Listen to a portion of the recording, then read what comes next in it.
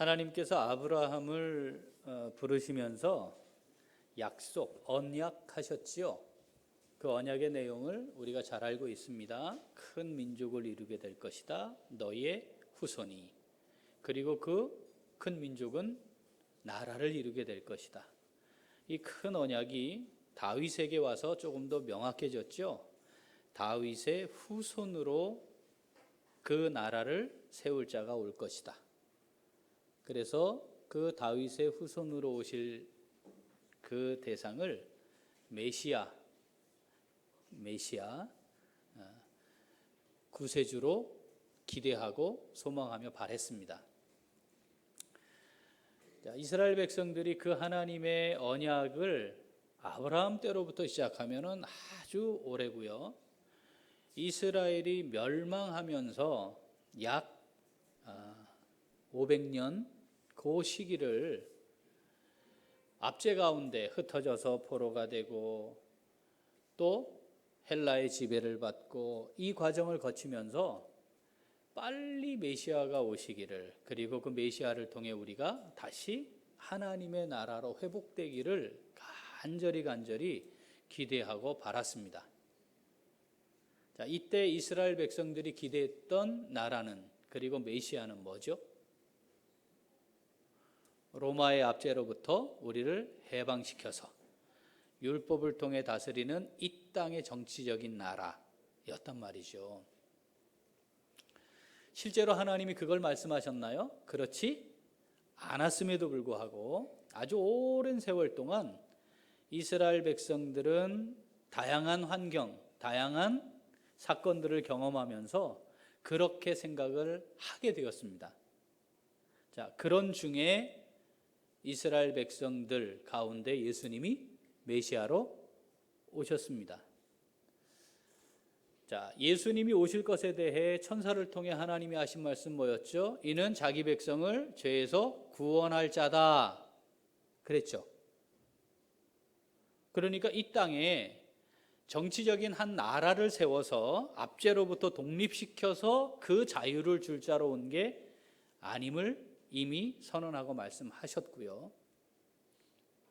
예수님이 메시아로서 시작하는 공생애를 시작하는 전환점이 된 사건이 뭐였죠? 세례 요한으로부터 세례를 받는 거였습니다. 세례 요한이 예수님을 보고 뭐라 했죠? 세상 죄를 지고 가는 하나님의 어린 양이다. 이거는 왕으로서 오실 예수님이 정치적인 제도적인 나라의 통치자 이런 개념과 전혀 상관이 없는 것임을 공적으로 선언한 거잖아요. 세례 요한이 누구예요? 예수님, 메시아를 예비하는 자였다는 걸 이스라엘 백성들이 알고 있었음에도 불구하고, 자, 그 주님이 공생애를 시작하셨고 제자들을 부르셨습니다. 부르실 때 어부 생활을 하고 있던 제자들에게 뭐라고 말씀하셨죠? 나를 따라라. 그러면 사람을 낚는 어부가 되리라. 나를 따라라. 그러면 잘 따르는 놈 국무총리 시켜주마. 그런 얘기 한 적이 없단 말이죠. 그러니까 시작부터 이건 현실적이고 제도적이고 정치적인 것과 전혀 상관없는 영적인 하나님의 나라이며 하나님이 베푸시는 구원의 은혜라고 하는 것을 중심으로 진행될 것임을 말씀하셨어요. 제자들이 알아들었나요? 못 알아들었어요. 잘 아시는 것처럼 제자들이 공부를 썩 잘하지 못했어요. 아시죠? 신분 지위도 별로 이렇게 내놓을 만하지도 않았어요. 그러니까 좀 이렇게 깨닫는 게 더디다 생각할 수 있죠. 유일하게 강남 출신이 하나 있다고 그랬는데 12명 중에 유일한 강남 출신, 가룟 유다 한 명 빼고는 다 강북이에요. 그래서 그랬다 치죠. 그런데 그 제자들이 예수님과 몇 년을 같이 지냅니까? 3년을 같이 지내잖아요.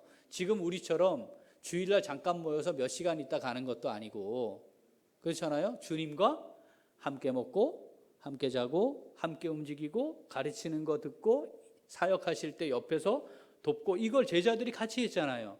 그러면 복음서에 기록되어 있는 게 3년 전부의 내용을 담은 건가요? 아니에요. 여기 100분의 1, 1000분의 1도 안 써진 거예요. 그렇지 않나요?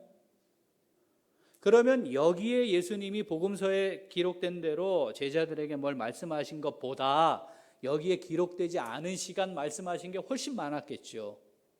여기에 제자들이 질문한 것보다 훨씬 더 많은 질문을 했을 거고 예수님이 제자들에게 답하시고 가르치지 않으셨을까요?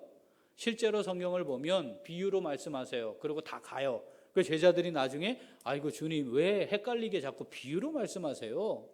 알아듣기 쉽게 말씀하시지. 그럴 땐 또 야 그거 다 아무나 다 듣고 이해하고 깨닫게 하려고 그러는 게 아니야.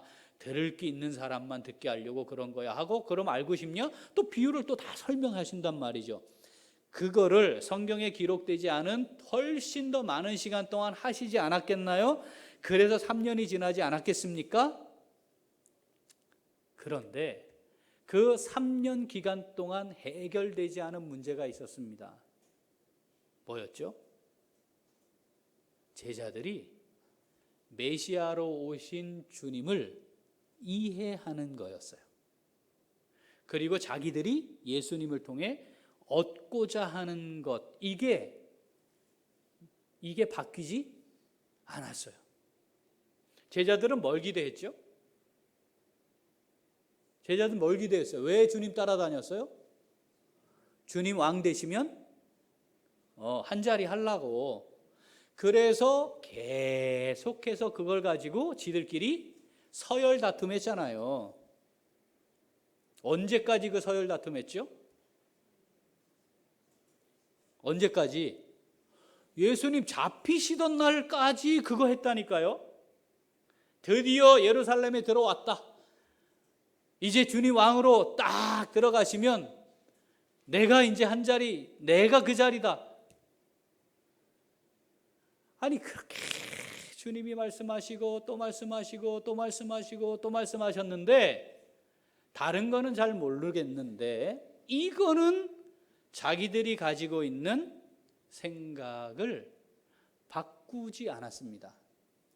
바뀌지 않았고요. 바꾸지 않았어요. 바꾸지 않았으니까 바뀌지 않은 거죠. 예수님이 내가 십자가에 달릴 거야, 죽을 거야, 내가 주님과 함께 죽겠습니다, 이렇게까지 이야기했음에도 불구하고 자기들도 그렇게 반응했음에도 불구하고 마지막까지 한 자리 할 걸 기대했던 그들, 진짜 예수님이 십자가에 달렸어요. 제자들 어떻게 했죠? 어떻게 했어요? 한 자리 하려 하다가 진짜 십자가에 달리니까 다 도망갔어요. 한 자리 하려고 마음 먹었으면 그 옆에 같이 가서 죽어야지. 다 도망갔잖아요. 그러면 이 제자들이 뭘 깨달아야 했어요? 뭘 깨달아야 했어요? 자, 그때까지는 예수님이 그렇게 얘기하고 가르쳐 주셔도 이건 내 생각하고 달라 하고 허투루 들은 거죠. 귀로 들었지만 내 생각과 다른데 내 생각을 바꿀 생각은 없었던 거죠. 그렇지 않나요? 그렇게 3년 살았다 쳐요. 그런데 결정적으로 마지막 순간 유대인의 왕으로 오신 예수님이 유대인의 왕이라는 죄패를 달고 십자가에 죽었다 이 말이에요. 그리고 도망갔어요. 지들은 두려워 숨어 있었어요. 다 끝났잖아요. 지금까지 생각해온 게 틀렸잖아요. 잘못됐잖아요. 확실히 드러났잖아요. 이게 아니었구나. 주님 왕 된다는 게 주님 말씀하신 것처럼 그런 거구나. 십자가에 죽는 거였구나. 우리가 생각한 것 같은 그런 게 아니구나. 이거 알 수 있잖아요. 아무리 가방끈이 짧아도. 그리고 두려워 떨면서 숨죽여 골방에 같이 있었잖아요. 거기 주님이 부활해서 오신 거죠? 그리고 다시 부르신 거죠? 제자들에게 어디로 가라 했어요? 갈릴리로 가라 했잖아요. 제자들이 주님 계실 줄 알고 갈릴리 갔는데 안 계셔요. 그래서 승질 급한 베드로가 야 오래간만인데 고기나 한번 잡으러 갈까? 나도 그래서 고기 잡으러 갔잖아요. 그 그 상황을 주님이 연출하시고 거기 오셨죠? 거기 오신 거죠? 처음 제자를 부르실 때 그랬잖아요. 깊은 데로 가서 그물 내려 고기 잡아서 그물이 찢어졌는데 부활하신 후 주님이 오른편에 그물 내려 고기 잡아라 해서 잡았는데 백신 3마리를 잡았고 물고기가 심이 많았지만 찢어지지 아니한 것을 가지고 뭘 떠올렸어야 해요? 이제부터 너희는 사람을 낚는 어부가 되게 하리라. 다시 앉혀놓고 너나 사랑하니? 너나 사랑하니? 진짜 사랑하는 거 맞니? 제자들에게 묻고 좋다. 그러면 이제 너 국무총리하고 넌 법무부 장관 해라. 그게 아니잖아요. 뭐라 했어요 주님이? 내 양을 먹이라. 이쯤 되면 진짜 바보 천치라도, 여러분 바보 천치라도 진짜로 이게 너무 지능이 떨어져 가지고 잘 못 알아들었다 하더라도 아하, 하나님의 나라는 우리가 생각한 것이 아니었구나. 이거 알아야 정상 아니에요? 그죠? 1장 6절 같이 읽습니다. 그들이 모였을 때에 예수께 여쭈어 이르되 주께서 이스라엘 나라를 회복하심이 이때니까. 이게 전문 용어로 복장 터지는 겁니다 지금. 와, 진짜 이게 한번 물어보고 싶어. 뭔 생각이었을까 이 제자들이. 우리 주님 마음도 좋아요 진짜. 나 같았으면 일단 작살 내고 올라가셨을 건데 그냥 말씀하시고 하늘로 올라가셨어요. 아니 그러면 부활하신 후에 그 말씀 또 하나님의 나라에 대한 일 막 얘기하시고 또 다시 가르치시고 이게 도대체 뭘까?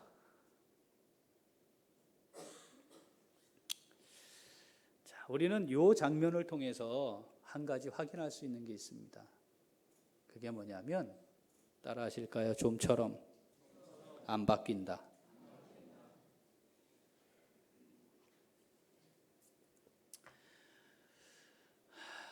이 목사가 설교하는 거를 듣는데 바뀌는 건 기대하지 말아야 되겠다. 그러니까 속상해가지고 암 걸릴 필요가 없어요. 스트레스 받아가지고. 왜냐하면 주님이 3년 동안 데리고 다니고 부활하시고 그 전능한 능력으로 데리고 다니며 부활한 이후에도 말씀하셨는데 안 듣잖아요. 에? 안 듣잖아요. 완전히 이거 아닙니까 이거? 그래도 주님 면전에 있으니까 그때는 졸지도 않았을 거 아니에요 이 제자들이. 근데 예배 시간에 많이 졸거든요. 그러니까 이게 안 변하겠구나. 안 변한다고 속상해할 이유가 전혀 없겠다. 주님 승천하는 이 순간까지 또 지가 가진 생각 얘기하는 거 아니에요. 이걸 아직도 못 버렸어요. 이 땅에 이루어질 나라, 이 땅에 이루어질 나라. 아니 여태 주님은 뭐 하신 거냐고 도대체. 모든 사람이 자기만의 틀을 가지고 삽니다. 그게 지극히 정상이에요. 그렇죠? 네. 삶의 틀이 있어요. 아무리 강조하고 이야기해도 주님이 말씀하셔도 소용없어요. 왜 이러십니까 주님? 저한테 이 틀이 있거든요. 여기 자꾸 끼어들지 마세요. 그런다니까요. 그런데 이 삶의 틀은 뭐에 의해 만들어져요? 생각에 의해 만들어지니까 사실은 생각의 틀이 있는 거예요. 내가 가지고 있는 생각의 틀. 그런데 내가 가지고 있는 이 생각의 틀이 하나님의 뜻에 근거하지 않으면 하나님의 이름을 가지고 와서 말을 하긴 하지만 결국 하나님의 뜻을 행하는 삶을 사는 게 아니고 나의 뜻을 행하는 삶을 살게 됩니다. 이건 구원의 은혜를 가진 믿음을 가진 성도로 살아가는 삶에 있어 꽤 불쌍한 일입니다. 자, 이 제자들이 자, 승천하시는 날까지는 요 모양이었는데 이 사람들이 변화됐어요. 변화됐어요. 어떻게 변화됐죠? 다 주님을 위해 죽을 수 있었어요. 그 결정적인 계기가 뭐죠? 성령을 받았다는 거예요. 그러니까 성령을 받으면 우리 안에 성령이 거하시고 그 성령이 우리를 이끌어 가시는 걸 경험하게 되죠. 그러면 시간이 흐르면 흐를수록 변화가 일어나는 게 정상이다. 자, 그런데 요때까지의 제자들의 모습은 이러했고 어쩌면 이 모습이 저의 모습일 수 있고 우리의 모습일 수 있다는 겁니다. 자, 하나님의 뜻을 행하는 삶을 사는 것이 성도로서의 마땅한 바인데, 자, 이 제자들의 모습을 보면서 하나님의 뜻을 행하는 사람, 주님이 사실 우리에게 가장 당부하고 싶은 말씀이 그거 아니겠어요? 어떻게 해야 할지 오늘 우리에게 주시는 하나님의 음성을 함께 듣고자 합니다. 자, 주님의 뜻 제대로 알고 하나님의 뜻을 행하는 삶을 살려면 어떻게 해야 합니까? 자, 첫째. 다시 한번 첫째. 하나님의 뜻을 행하며 살기를 원하십니까? 봐요. 8명밖에 없어요. 지금도 뭐 주님 만나고 있는 것 같아. 생각이 몽롱하고. 하나님의 뜻을 행하며 살기를 원하십니까? 그래야죠. 진짜잖아요. 그죠? 그러려면 주님의 뜻을 잘 알아야 되잖아요. 그러니까 이 말씀이 정말 무엇을 내게 말씀하시는가를 따라합시다. 잘 이해하자. 잘 이해하자. 귀로만 들으면 안 되고요. 허공에 튀고 있는 소리, 음파로 소리만 듣는 것으로는 절대 안 돼요. 반복해서 들으면 되느냐? 그것도 아니에요. 제자들을 보니 그래요. 우리도 그럴 거예요. 지금 하나님의 말씀을 읽고 듣고 있지만 하나님의 뜻을 정말 제대로 말씀을 통해 이해하는가? 내가 정말 잘 이해하는가? 진짜 잘 이해해야지 그런 마음이 아닐 수도 있습니다. 그렇게 10년, 20년, 30년 여러분 우리가 일주일 보내는 시간, 제자들이 예수님과 일주일 보낸 시간 비교하면 그들은 3년인데 우리식으로 하면은 100년 이상 그렇게 해야 제자들하고 비슷하거든요. 그러면 이제 다시 생뚱맞은 소리 할 거란 말이죠. 주님 승천하시는데 이스라엘 나라를 회복할 때가 지금입니까? 뭔가를 제대로 비장한 각오로 뭔가를 할 듯이 이야기하지만 이건 주님 편에서는 전문 용어로 뭐라고요? 복장 터지는 일입니다. 우리가 그럴 수 있다. 우리가 그럴 수 있다. 내가 지금 혹시 그런지 모른다. 내가 가지고 있는 틀, 난 절대 바꾸지 않을 거야. 그렇지. 그거는 내가 동의해. 오케이. 아멘. 그거는 내 생각과 틀려. 내 삶과 다른데 왜 자꾸 부담스럽게 이야기하고 있어? 그런데 면전에서는 아니라 말할 수 없으니까 주님 알겠습니다. 그러나 내 생각을 바꿀 생각은 없어요 하고 살아갈 수 있다 이 말이죠. 아예 듣지 않으려고 하는 데는 방법이 없어요. 그런데 들으려고 한다면 어떻게 해야 된다? 잘 듣고 이해해야 한다. 남들 다 듣고 있는데 혼자 졸다가 다 끝나고 나서 이상한 소리 하는 사람들 우리 주변에 꽤 있어요. 그러면 안 돼요. 마태복음 22장 29절 한번 읽어보겠습니다. 예수께서 대답하여 이르시되 너희가 성경도 하나님의 능력도 알지 못하는 거로 오해하였도다. 이 질문을 한 사람, 이 당시 이스라엘 사람들 중에 큰 두 개의 당파가 있었어요. 나름대로 율법 잘 알고 하나님 말씀 제대로 알고 있다. 그래서 제대로 믿는다 하는 사람들이었어요. 한 그룹이 바리새파예요. 또 한 그룹이 사두개파예요. 그런데 이 사두개파는 부활을 인정하지 않아요. 그 자기들 틀이야, 딱. 이 사람들이 예수님께 부활을 말씀하시니까 나와서 질문하는 거예요. 자, 우리의 율법에 의하면 고엘법이라 해서, 자, 첫째 형이 결혼을 했는데 아들을 낳지 못한 채 죽으면 둘째가 그 형수에게 아들을 낳아주어야 해요. 아들이 있어야 그 다음 살아갈 수 있기 때문에 그게 생존을 위한 책임이에요. 기본적인 책임. 그런데 둘째도 아들을 못 낳아주고 죽으면 셋째가 첫째, 둘째 또 아들을 낳아줘야 해요. 이렇게 해서 이제 일곱째까지 왔는데 다 아들을 못 낳고 죽었습니다. 그러면 부활한다면서요. 부활하면 첫째 부인은 누구의 아내가 됩니까? 우리도 해볼까요? 누구 아내가 되는 거예요 도대체? 그럼 다 아내가 돼봤는데 누구 아내가 돼요? 자, 요 질문이에요. 그때 주님 뭐라 그랬다고요? 주님 뭐라 그랬어요? 읽어봤잖아. 너희가 성경도 모르고 하나님의 능력도 모르고 뭐 했다? 오해하였다. 천국에서는 시집가고 장가가는 거 없어. 지금 그 아무 소용없다. 자, 이거잖아요. 뭐 했다고요? 오해하였다. 제대로 이해를 안 하면 뭘 해요? 오해해요. 이 오해는 내가 가지고 있는 틀을 따라가는 게 오해예요.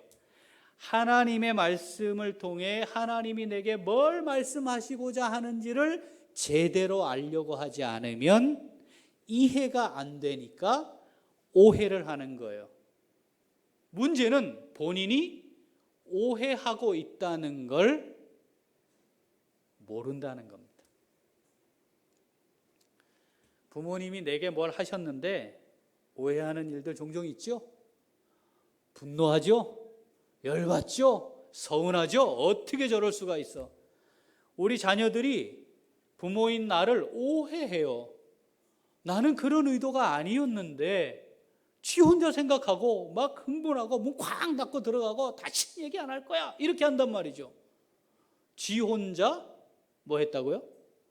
오해하는 거예요. 하나님과의 관계에서도 동일할 수 있습니다. 자, 그런데 원인을 살펴보면 첫 번째 들으려 하지 않는 거예요.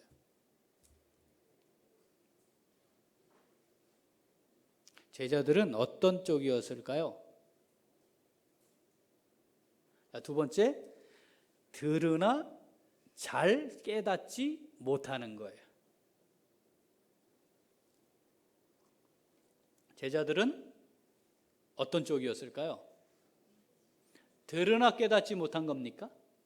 아닙니다. 에이, 제가 얘기했잖아요. 그 3년 동안에 수없이 얘기했을 거고 지들이 봤잖아. 십자가에 죽는 것도 봤잖아. 지들 다 도망갔잖아. 아, 이거 아니었구나 알았잖아요. 부활하신 주님이 오셔가지고 약 먹이라 그랬지. 언제 야 이제 우리 궁으로 들어가자.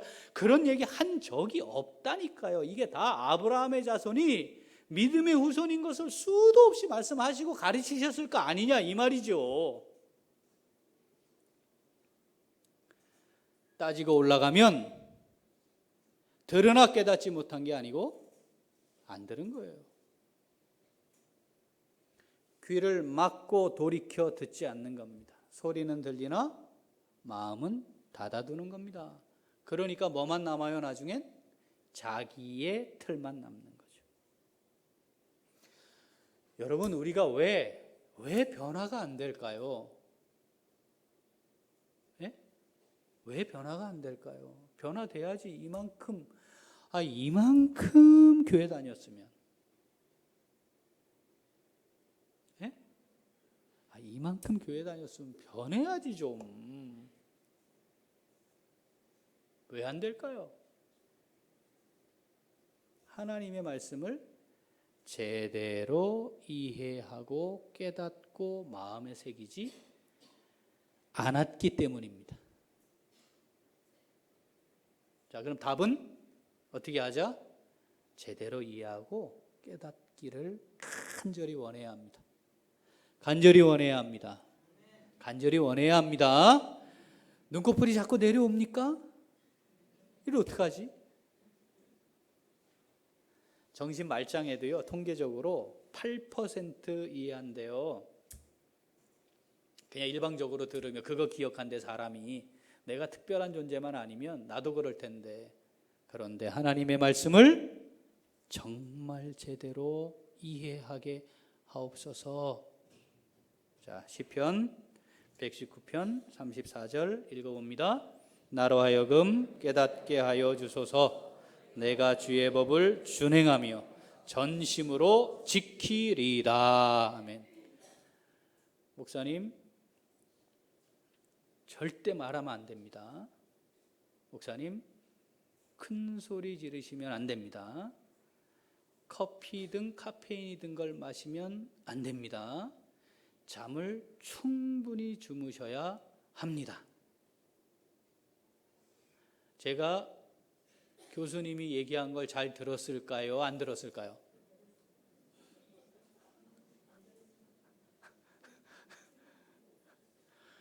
우리는 가끔 말이죠, 의사가 정확하게 진단해서 이렇게 하면 절대 안 돼요 하는 것도 내 생각의 틀로 안 들어요. 근데 이게 만약에요, 목사님 그렇게 하면 죽어요 그랬으면 들었을 거야 아마. 예?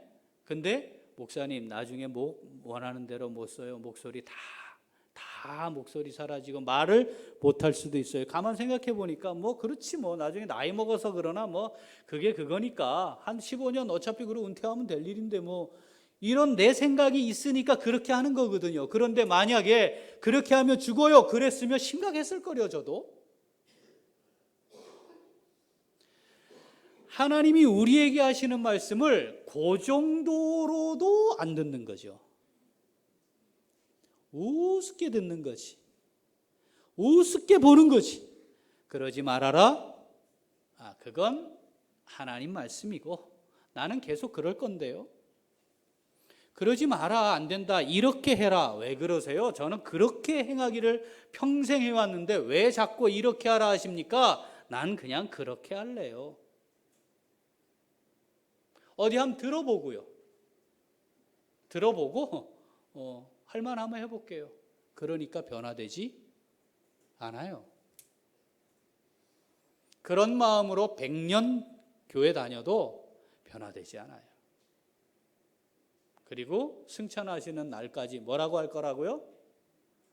국무총리 되는 날이 오늘입니까? 이렇게 얘기할 거다 이 말이죠. 제가 하나님 정말 말씀 그대로 살아보겠습니다. 그러니까 깨닫게 해주십시오. 제발 깨닫게 해주십시오. 제가요 부족함이 참 많지만 정말 살아보려고 애쓰겠습니다. 깨닫게 해주십시오. 제가 설교자로 말하는데 참 괴로워요 사실은. 왜냐하면 제가 이 말씀대로 못 살거든요. 그런데 여기 서서 이거 얘기해야 돼요. 설교자가 가지는 스트레스입니다. 어쩌면 목사님들이 누리는 스트레스 중에 그게 가장 큰지도 몰라요.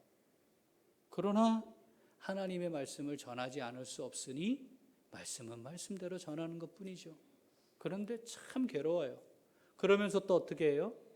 하나님 말씀대로 살아보겠습니다. 또 결단하는 거죠. 우리가 같은 마음으로 하나님 말씀 앞에 있어야 해요. 같은 마음으로 하나님의 말씀을 묵상하고 새겨야 합니다. 그렇지 않으면 여전히 하나님의 말씀이 여기에는 있겠지만 생각은 바뀌지 않고 삶이 바뀌지 않은 채로 살다가 하나님의 뜻을 행하는 삶이 뭔지도 모르고 끝나는 거예요. 이 세상의 삶이. 그러지 않았으면 좋겠습니다. 하나님의 뜻을 행하는 삶 우리 살다가 주님 앞에 서기 위해 깨닫게 하여 주옵소서. 깨닫게 하여 주옵소서. 하나님 제가 그대로 살아보겠습니다. 깨닫게 해 주옵소서. 이런 자세로 주님 앞에 서서 하나님 말씀 잘 이해하고 새기는 우리 모두가 될 수 있기를 소원합니다. 자, 둘째.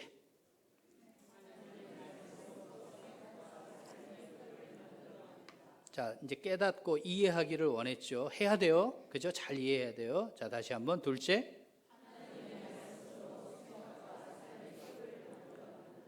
그걸로는 충분하지 않은 것 같아. 그죠? 제자들이 그래도 이해한 적은 있을 거 아니에요. 그게 뭘 말하는지 아무리 바보 천치 멍청이라도 알았을 거 아니에요. 문제는 그것으로 끝나버린 거 아닌가. 아, 그렇군요 하면 그걸 내 삶의 틀로 만드는 작업을 해야지, 이제부터. 그 하나님의 말씀으로 내 생각과 삶의 틀을 만들어가는 수고가 있어야 합니다. 이게 오랜 시간 걸린 게 바뀌어야 하니까 시간이 많이 걸릴 테니 반복하고 또 반복하고 그래서 뭐라고요? 주야로 묵상하라는 말씀이 그래서 있는 겁니다. 이거 바꾸어 가야 합니다. 만들어 가야 합니다. 여러분, 한국에서 태어난 사람, 한국 사람으로 자라서 교육받고 한국 음식 먹고 한국인으로 공부도 하고 오고 그래서 한국 사람인데 그 중에 아베하고 비슷한 수준의 극우 친일파가 있을까요? 없을까요?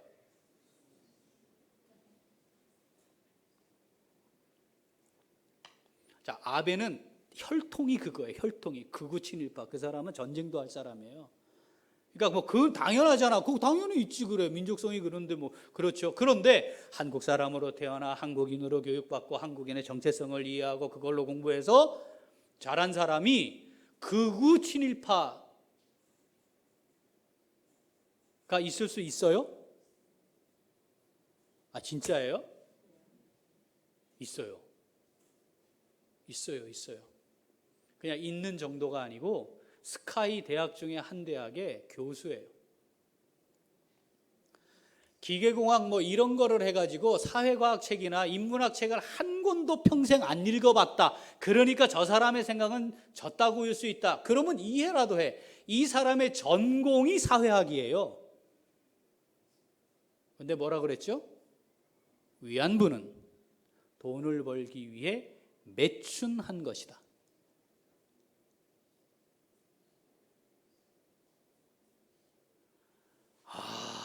진짜 이게 무슨, 에? 아니 지금요 스카이 대학 간다고 다 좋은 게 아니겠더라니까 내보니까. 그럼 또 궁금하잖아. 스카이 중에 어딘지 모르시는 분들은 Y입니다. Y. 거기 사회학 교수예요. 학생들 강의하는 시간에 그걸 그렇게 얘기했대요. 학생들이 질문했대요. 그 질문에 또박 교수답게 답을 다 했는데 자의반 타의반으로 하는 게 매춘이다. 그들이 자의반 타의반으로 한 일이다. 자, 여러분, 역사적인 사료가 있잖아요. 다양한 자료가 있잖아요. 지금 그 일을 했던 살아계신 삶의 생생한 증인도 있잖아요. 대한민국 말고 다른 나라에서도 그런 일이 일어났잖아요. 이 사람은 그걸 알까요? 모를까요? 봤을까요? 안 봤을까요?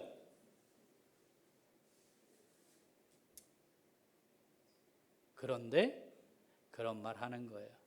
그리고 눈치 보지 않는다는 거예요. 지금 이 시국에 그 말을 하면 자기는 죽을 거라는 거 알았을까요? 몰랐을까요? 교수쯤 됐는데. 알았다니까요. 그래도 얘기하는 거예요. 완벽한 자기의 틀이 있기 때문입니다. 교회 안에 사탄에게 이용되는 사람이 있을까요? 없을까요? 잠깐만, 너무 쉽게 답을 하니까 고민 좀 해야지. 이거는 교회 안에 사탄에게 이용되는 사람이 있을까요? 없을까요? 있어요.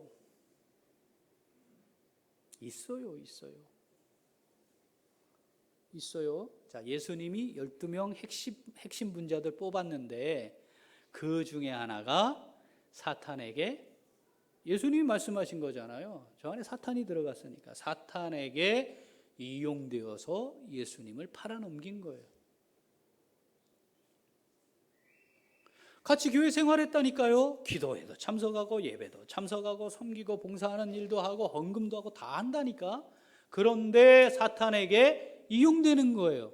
교회를 무너뜨리고 싶은 사탄에게 이용되는 거예요. 사람들 사이에 불화가 만들게 하고 싶은 일에 이용되는 거예요. 섬기고 봉사하는 일을 못하게 만들어서 몸된 교회가 잘 무슨 일을 하는 것을 못하게 만드는 일에 이용되는 거예요.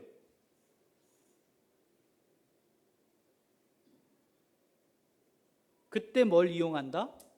내가 가지고 있는 삶의 틀, 하나님의 말씀에 근거한 틀이 아닌 내 틀을 가지고 살려고 할 때 그것만 살짝 충동질하면 바로 그 길로 가는 거죠. 히브리서 4장 12절 13절 읽어보겠습니다.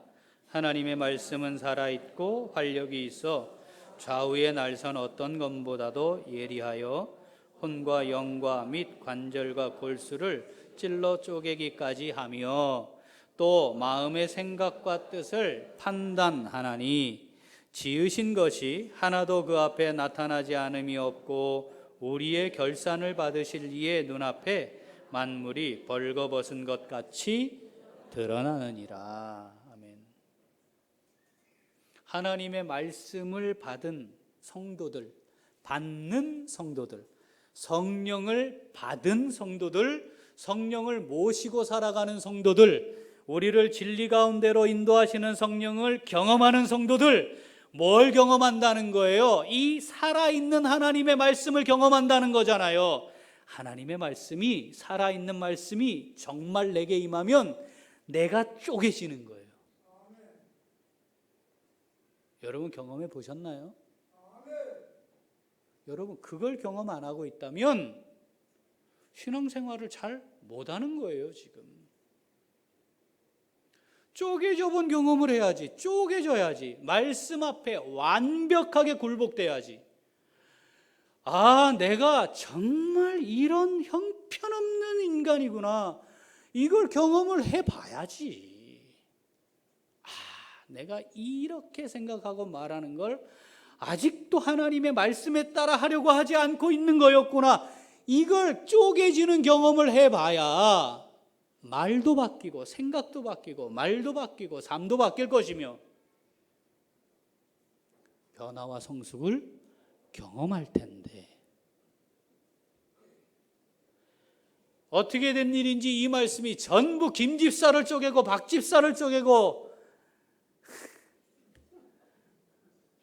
다 쪼개는 말씀으로 아멘으로 받고 있으니 정작 나는 변화가 없는 거예요.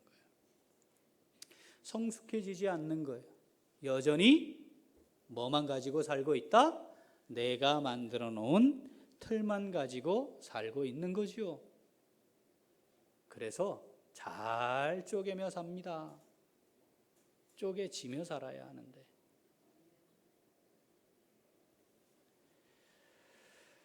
어떻게 해야 된다고요? 바꾸어 가야 합니다. 바꾸어 가야 합니다. 바꾸셔야 합니다. 아닌 거구나. 이게 아닌 거구나. 아니, 아닐 수 있겠구나. 최소한 적어도 아닐 수 있겠구나. 아, 내가 하나님의 말씀 성경도 잘 모르고 하나님의 능력도 잘 몰라서 오해하고 있는 것일 수 있겠구나. 바꾸자. 하나님의 말씀이 내게 임하면 잠깐 그래야 되겠구나 하고 끝나지 말고, 깨닫는 것으로만 끝나지 말고 그 깨달아진 말씀 붙들고 한번 살아보려고 발버둥은 쳐보자. 그래야 승천하신 날 제자들처럼 주님 복장 터지는 일 안 한다니까요. 우리에게 남은 날이 얼마나 될까요? 잘 세고 계세요? 자기의 남은 날을 계수하는 게 지혜라 그랬거든요. 그 남은 날이 오늘일 수 있어요. 태풍이 진로가 어떻게 올지 몰라요. 지금 예배 마치고 갈 때 조심해야 해요.